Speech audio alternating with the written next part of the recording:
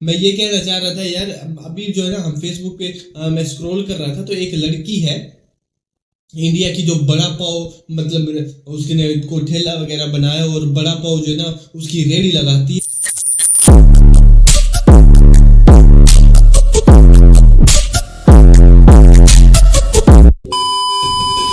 अस्सलाम वालेकुम, नमस्ते, सत श्री अकाल, आदाब। एक और ब्रांड न्यू वीडियो के अंदर। अच्छा, आज हम कंपैरिजन करने वाले हैं मुंबई वर्सेस कराची का कंपैरिजन, ठीक है। तो वीडियो जो है काफी इंटरेस्टिंग होने वाली है। जल्दी जल्दी आप ऐसा करें, चैनल को लाजमी सब्सक्राइब कर लें और वीडियो की तरफ चलते हैं बिना टाइम वेस्ट किए। अच्छा, कराची की ये तकरीबन जो है काफी पुरानी वीडियो है, आज की नहीं है। तो आज के लिहाज से जो वीडियो आएगी उसके ऊपर भी हम जरूर जो है कंपैरिजन करेंगे कि आया कि कराची जो, वैसे कराची पाकिस्तान का हब माना जाता है, इंडस्ट्रियल जो एरिया है वहां से भी, और जो पाकिस्तान का एक दिल जो है वो माना जाता है, और सबसे ज्यादा टैक्स देने वाला जो है वो एक पाकिस्तान का जो है सिटी है, और डिवेलप भी है, और वहाँ पे बेरोजगारी भी है, क्योंकि इतना बड़ा जो सिटी है उसको मैनेज करना भी काफी ज्यादा मुश्किल हो जाता है। और मुंबई जो है, मुंबई का जो है ये कंपैरिजन है, और मुंबई भी देखते हैं कैसा है। अच्छा, जो है मुंबई की अगर हम बात करें, मुंबई के बारे में इतनी हिस्ट्री का तो हमें नहीं पता। इसी वीडियो के अंदर हम देखेंगे और हमें पता चलेगा कि मुंबई आबादी के लिहाज से और जीडीपी वगैरह जो है वो मुंबई कराची को बीट करता है या नहीं करता, और कराची जो है किस उसमें लिहाज से मुंबई से बेहतर है। तो वीडियो के अंदर बने रहिएगा, और ओरिजिनल वीडियो का लिंक आपको मिल जाएगा डिस्क्रिप्शन के अंदर। और आई होप कि आपको ये वीडियो जो है पसंद आएगी। तो वीडियो की तरफ चलते हैं, वीडियो के बाद अपना एक्सपीरियंस बताते हैं, आपके साथ वीडियो देखते हैं। हेलो फ्रेंड्स, मैं हूं गौरव। और क्या आप जानते हैं, इंडिया के बिछड़े भाई पाकिस्तान का कराची पूरे देश का इतना बड़ा बिजनेस हब है कि देश के 95% फॉरेन ट्रेड की जिम्मेदारी इसके ही समुद्री कंधों पर निर्भर है। लेकिन आप मुंबई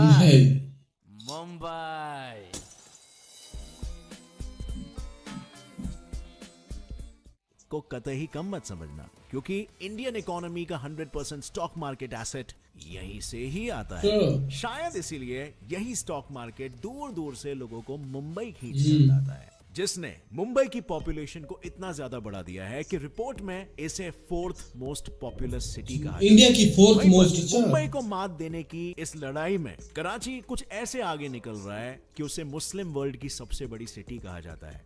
लेकिन इन दोनों भी शहरों के बीच में एक समानता है, जो ये है कि ये दोनों एक जमाने में क्रिमिनल्स का घर हुआ करते थे। अभी भी कराची तो अभी भी है भाई। हालांकि हैरानी इस बात की है कि इनका क्राइम इंडेक्स कुछ और ही बताता है, क्योंकि एक तरफ वर्ल्ड इंडेक्स में कराची 103rd पोजीशन पर है, तो वहीं पर दूसरी तरफ द सेफ सिटीज इंडेक्स 2021 की रिपोर्ट में मुंबई 50th रैंक पे आता है। बट कंपैरिजन की ये रेस थोड़ी सी लंबी है, तो इसीलिए जल्दी से शुरू करते हैं हमारा आज का ये video titled Mumbai city versus Karachi city full comparison. अब भैया, बात चाहे कराची की हो या मुंबई की, दोनों ही सिटीज अपने अपने देशों की आन बान शान और रुपयों की खदान उर्फ फाइनेंशियल कैपिटल है। इसीलिए शायद इन दोनों का इतिहास भी कुछ मिलता जुलता है, क्योंकि पहले दोनों ही शहरों का इस्तेमाल फिशिंग पोर्ट और नेचुरल हार्बर के तौर पे किया जाता था। तो चलिए कंपैरिजन का ये खेल शुरू करते हैं। पाकिस्तान में बसे हुए कराची से, जिसकी खोज मकरन और बलोचिस्तान में रहने वाले बलोच ट्राइब के लोगों ने 1729 में की थी, और उन्होंने तब कराची को बलोच का नाम दिया था। फिर जैसे जैसे 18th सेंचुरी में सिंधी लोग मस्कट और पर्शियन गल्फ के बीच मछलियों की ट्रेडिंग बढ़ाने लगे, कराची को उसकी पहचान मिलने लगी, और आज ये शहर इतना पॉपुलर हो गया है कि इसे पाकिस्तान का सबसे पॉपुलेटेड शहर कहा जाता है। जबकि वहीं अगर हम माया नगरी मुंबई की बात करें, तो ये शहर पहले 7 अलग अलग आइलैंड्स का ठिकाना हुआ करता था, जहां स्टोन एज पीरियड से ही कोली और आगरी लोगों की आबादी बसी हुई है। हालांकि 3rd सेंचुरी बीसीई में मौर्य एम्पायर ने इसे अपने कब्जे में लेते हुए इसे हिंदू बुद्धिस्ट का कल्चरल और रिलीजियस सेंटर बना दिया था। लेकिन फिर 17th सेंचुरी में इंग्लिश ईस्ट इंडिया कंपनी को इस शहर का पता चला, और उन्होंने बॉम्बे के समुद्र से ट्रेडिंग में होने वाली आसानी और अपने इकोनॉमिक फायदे को देखते हुए यहाँ के 7 आइलैंड्स बॉम्बे, माजगांव, परेल, वर्ली, माहिम, लिटिल कोलाबा और कोलाबा को अपने कब्जे में ले लिया था। जबकि उससे पहले ये सभी आइलैंड्स पोर्चुगीज टेरिटरी का पार्ट हुआ करते थे, और फिर धीरे धीरे एक एक करके रूलर्स आते गए, और उन्होंने 1845 तक अपने फायदे के लिए इन सभी आइलैंड्स को लैंड रिक्लेमेशन प्रोजेक्ट्स के तहत जोड़ते हुए एक शहर बना दिया। जिसका नाम रखा गया बॉम्बे। बॉम्बे, बॉम्बे। जिसे फिर 1995 में बदलकर मुंबई कर दिया गया। लेकिन ये तो हुई इतिहास की बातें, पर किसी भी जगह का कंपैरिजन करने के लिए पहले उस जगह के लैंडमास एरिया को तो हमें जानना चाहिए, राइट? अब वैसे मुंबई पहले सिर्फ 24 किलोमीटर लंबा और 4 किलोमीटर वाइड हुआ करता था, जो डोंगरी से शुरू होकर मालाबार हिल पे खत्म हो जाता था। लेकिन यही लैंडमास एरिया अब बढ़कर 603.4 किलोमीटर स्क्वायर का हो गया है, जिसमें फिलहाल 2,06,67,656 लोगों का वास है। और इसी आबादी की वजह से मुंबई को दुनिया का चौथा मोस्ट पॉपुलस सिटी, दुनिया का, इंडिया का यार, अर्बन दुनिया रीजन का कहा जाता है। पर सिर्फ इतना ही नहीं, अगर हम यूएन वर्ल्ड अर्बनाइजेशन प्रोस्पेक्ट्स की रिपोर्ट को देखें तो 2015 के कंपैरिजन में मुंबई का पॉपुलेशन हर साल 1.26% से बढ़ा है, जिसमें 41.3 लोग वहां के स्लम्स में रहते हैं, which means मुंबई का population density approximately 1,89,970 people per square kilometer का है, which means मुंबई का population density approximately 73,000 people per square mile है। वही अगर हम इसका कंपैरिजन कराची से करें तो उसका लैंडमास एरिया 3,780 स्क्वायर किलोमीटर है, जो मुंबई से लगभग 6 गुना बड़ा है। पर क्योंकि शहर का लैंडमास बड़ा है, इसका यह मतलब नहीं है कि वहां का पॉपुलेशन भी ज्यादा होगा, क्योंकि कराची में लगभग 1,64,59,472 लोगों का वास है, मतलब जिसमें आबादी के लिहाज से तो वो बड़ा है। 1 लाख अफगान रेफ्यूजीज और लगभग 4 लाख म्यांमार के रोहिंग्या रहते हैं। ऐसे ही ढेरों माइग्रेंट्स को पनाह देते हुए कराची के पॉपुलेशन में हर साल 2.27% की ग्रोथ हुई है, जो इसे मुस्लिम वर्ल्ड की सबसे बड़ी सिटी बनाती है। इसका मतलब ये हुआ कि डेंसली पॉपुलेटेड की इस रेस में मुंबई की ही तरह कराची का भी हाल बेहाल है, क्योंकि वहां का पॉपुलेशन भी 1,63,169 स्क्वायर किलोमीटर्स है, जो इसे पाकिस्तान की सबसे बड़ी सिटी बनाता है। पर ये इतने बड़े दोनों भी शहर अपने देशों को इकोनॉमिकली कितना मेन चीज तो ये है। क्या लगता है आपको?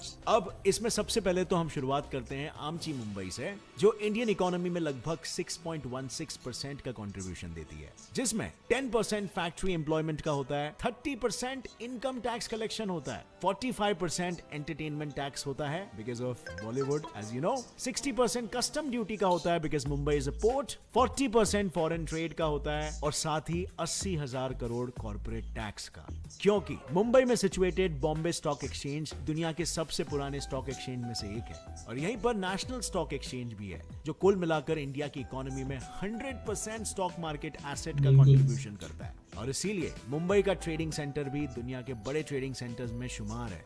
और जाहिर सी बात है, जो शहर इतना बड़ा है वहां लोगों को रोजगार भी उतना ही ज्यादा मिलता है। तो मुंबई में हर बंदे की एवरेज सैलरी लगभग 36,600 INR होती है, जिसमें लोएस्ट एवरेज 9,260 INR है और हाईएस्ट में 1,63,000 INR है। और मुंबई जैसा ही मिलता जुलता हाल कराची का भी है, जो पाकिस्तान का फाइनेंशियल सेंटर है, क्योंकि इस शहर ने पाकिस्तान को 2014 में देश के 2 बड़े शहर लाहौर और फैसलाबाद को पीछे छोड़ते हुए 8 लाख करोड़ की सौगात दी थी, जिसने इसे देश की इकोनॉमी का सबसे बड़ा कंट्रीब्यूटर बना दिया था। इसकी वजह यह भी है कि पाकिस्तान के रेवेन्यू का 1/3 हिस्सा, यानी पाकिस्तान के जीडीपी में 20% का योगदान कराची ही देता है। सिर्फ इतना ही नहीं, पाकिस्तान के इंडस्ट्रियल आउटपुट का 30% भी कराची से ही निकलता है, बिकॉज वहां के पोर्ट्स कंट्री के 95% फॉरेन ट्रेड्स को हैंडल करते हैं। और इन सभी बातों से आपको कराची के लोगों की कमाई का भी थोड़ा बहुत अंदाजा हो ही गया होगा। फिर भी मैं आपको बता देता हूं, कराची में ऑन एन एवरेज हर मनुष्य की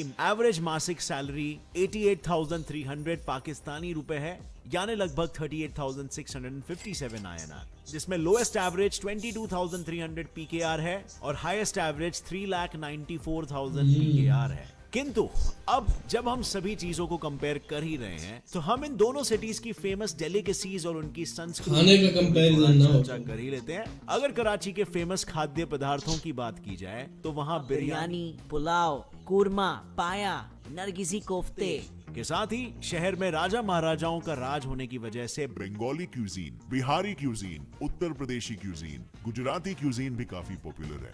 लेकिन ये शहर सिर्फ अपने खाने के लिए नहीं, बल्कि उर्दू भाषा में होने वाले मुशायरास के लिए भी पॉपुलर है। जमाना उड़ान देखता है, जमाना उड़ान देखता है, जमीन पे बैठ के क्या आसमान देखता है। हिफाजत कर, संभल कर चल, तुझे सारा जहान देखता है। क्योंकि पोइट्री को पाकिस्तानी कल्चर में ज्ञान और कला की पहचान माना जाता है। और रहा सवाल जाति और भाषा का, तो कराची में मेजॉरिटी मुस्लिम्स होते हैं और बाकी क्रिश्चियंस 2.4% और हिंदूज 0.86% और अहमदी 0.17% और 0.10% में दूसरे धर्म के लोग आते हैं।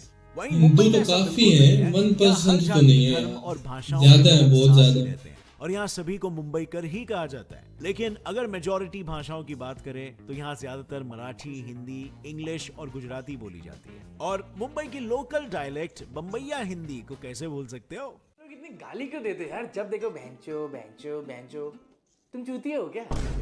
अब जिस तरह यहाँ लोगों में कोई भेदभाव नहीं होता, उसी तरह तीज त्योहारों में भी नहीं होता। और इसीलिए तो यहाँ पर गणेश चतुर्थी से लेकर क्रिसमस, मुहर्रम, दिवाली सब कुछ लोग मिलजुल कर बनाते हैं। और यहाँ पर क्यूजीन म्यूजिन कुछ नहीं होता, क्योंकि यहाँ का हर निवासी पाव बड़ा पाव के सहारे ही अपनी जिंदगी आसानी से बिता सकता अच्छा है। आज इसलिए तो मुंबई में वड़ा पाव, मिसल पाव, उसल पाव, पाव भाजी। जैसे न जाने कितने पाव से बने फूड आइटम्स फेमस है। अच्छा, और आजकल इन जो है ना, दोनों वो एक cities लड़की के भी बड़ी culture फेमस हुई हुई है कराची की, बड़ा पाव जो सेल करती थी, जो जॉब करा करती थी किसी ऑफिस के अंदर। तो उसके बेटे को कोरोना हो गया था, पता नहीं डेंगू हो गया था। बॉलीवुड की चमकी अब वो दुनिया जो है ना, बड़े-बड़े वो कर रही है। pictures, gateway of मैं उसके India बाद में बताता सब हूँ। आता है। और यही देखने तो 2016 में पूरे इंडिया के टूरिस्ट स्पेंडिंग में सिर्फ मुंबई की स्पेंडिंग ही 35.7% थी। इन फेमस जगहों के साथ कई बार लोग देखने आते हैं वो शहर जहां अंबानी, टाटा, बिरला जैसे कई बिजनेस टाइकून्स ने अपनी शुरुआत की थी।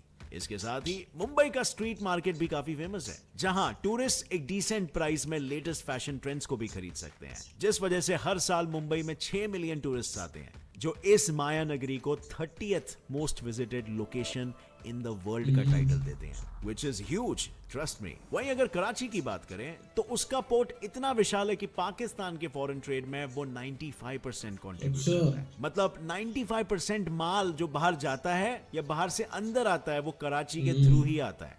लेकिन इसी के वजह से तो वो पूरा इलाका इतना कमर्शियलाइज हो चुका है कि वहां टूरिस्ट की बहुत कम संख्या जाती है। लेकिन ऐसा नहीं है कि कराची में देखने लायक कुछ नहीं है, क्योंकि यहीं पर आपको क्लिफ्टन बीच, फ्रेंच बीच जैसी कई कई बीचेस दिखेंगी, जो पूरे पाकिस्तान में सिर्फ कराची में ही पाई जाती है। इन बीचेस के अलावा कराची का लकी वन मॉल पाकिस्तान के साथ ही साउथ एशिया का भी सबसे बड़ा मॉल है। एम्प्रेस मार्केट जो ब्रिटिश राज एरा का मार्केट है, ये दोनों ही जगह काफी पॉपुलर है। लेकिन हर वक्त हर जगह सब कुछ अच्छा ही हो ये जरूरी नहीं है ना। हर अच्छाई में कोई ना कोई बुराई जरूर छुपी होती है, और इसीलिए अब हम दोनों शहरों के क्राइम रेट्स को कंपेयर करेंगे। अगर मुंबई की बात करें तो यहाँ का अंडरवर्ल्ड ने दाऊद इब्राहिम, टाइगर मेमन, छोटा राजन जैसे ना जाने कितने बड़े बड़े क्रिमिनल्स को सहारा दिया हुआ है, क्योंकि इन सभी क्रिमिनल्स ने अपनी क्रिमिनल एक्टिविटीज की शुरुआत मुंबई की ही गलियों से की थी। लेकिन पिछले कुछ समय में ना मुंबई का क्राइम रेट इस हद तक कम हो गया है कि पिछले साल इंडिया में होने वाले क्राइम की लिस्ट में मुंबई तीसरे नंबर पे था। लेकिन रूल्स रेगुलेशंस में आई सख्ती और हालातों में आए सुधार के बाद वो इस साल और भी बेहतर हो गया है और 5th नंबर पे आया है। अगर रिपोर्ट्स की माने तो 2020 में एक्सटॉर्शन, ब्लैकमेलिंग और मर्डर हालात कुछ और है, जिसकी वजह है कोविड-19, जिसने जगह जगह पुलिस फोर्स और उनकी बैरिकेडिंग को तैनात कर रखा है, और नतीजन क्राइम और भी ज्यादा कम हो चुका है। ठीक मुंबई की तरह कराची के भी क्राइम रेट में काफी सुधार आया है, क्योंकि 2014 में ये वर्ल्ड क्राइम इंडेक्स में 6th पोजीशन पे था, इमेजिन। लेकिन 2020 में ये उस पोजीशन से ऐसे गिरा है जैसे आसमान से कोई तारा। बिल्कुल सही सुना आपने, 6 सालों में कराची 6th पोजीशन से 103rd पोजीशन पे आ गया, जो यही दर्शाता है कि वहां पर लॉ एंड ऑर्डर काफी अच्छे तरीके से फॉलो किया जा रहा है। इतना ही नहीं, कराची के सीएम सैयद मुराद अली शाह तो अपने शहर में सेफ सिटी प्रोजेक्ट को इंप्लीमेंट करना चाहते हैं, ताकि वहां पर होने वाले हर क्राइम पे कैमरे के जरिए पुलिस और गवर्नमेंट की नजर हो।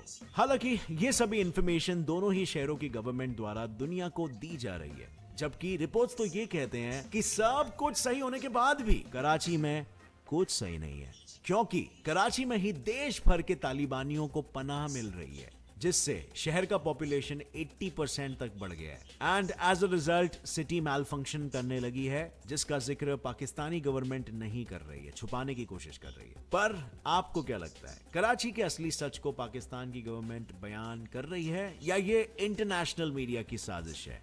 और ऐसे में आज के हमारे कंपैरिजन का विजेता मुंबई है या कराची, Same ये है मैं यार। आप लोग पे छोड़ देता हूँ। अपना जवाब कमेंट सेक्शन में नीचे बताना कि आपको क्या लगा, कौन सा सिटी ज्यादा डेवलप्ड है। इसके साथ ही अगर इस वीडियो से आपको कुछ भी नया सीखने मिला तो एक लाइक जरूर। तो जी हाँ, वीडियो जो है एंड हो चुकी है। अच्छा देखें, अगर जैसे कि इन्होंने बात करी, आखिरी जो इन्होंने बात करी वो इनकी ये थी कि भाई वहाँ पे तालिबान जो है उनको पनाह दी जा रही है, ठीक है। और जो है वहाँ पे एक जो है ऐसा शो जिसके कि कैट वॉक का नाम दे ले इसको, वो किया जा रहा है, लेकिन गवर्नमेंट को मतलब छुपा रही है। तो ऐसा कुछ भी नहीं है, जो भी चीज़ होती है वो सोशल मीडिया के ऊपर आ जाती है। सोशल मीडिया का ज़माना है, ये कोई ये नहीं है कि भाई अपना ऐसा है कि कोई चीज़ छुप जाएगी, वो ऐसी तो मतलब बिल्कुल भी हो ही नहीं सकता। अच्छा, अगर हम बात करें मतलब इसकी, सबसे पहले जो मैं बात करना चाहता हूँ वो है इंडियन मतलब INR और पाकिस्तानी PKR की, ठीक है। अभी देखिए इंडिया की जो वैल्यू चेक करें कि भाई वहाँ पे आम मतलब लोएस्ट प्राइस जो है मतलब लोएस्ट सैलरी जो है वो दी जाती है 9,260 रुपये, और पाकिस्तान के अंदर जो लोएस्ट सैलरी 2021 की वीडियो है, अब की नहीं है, अब तो बहुत ज़्यादा ही हालात जो है वो डाउन है।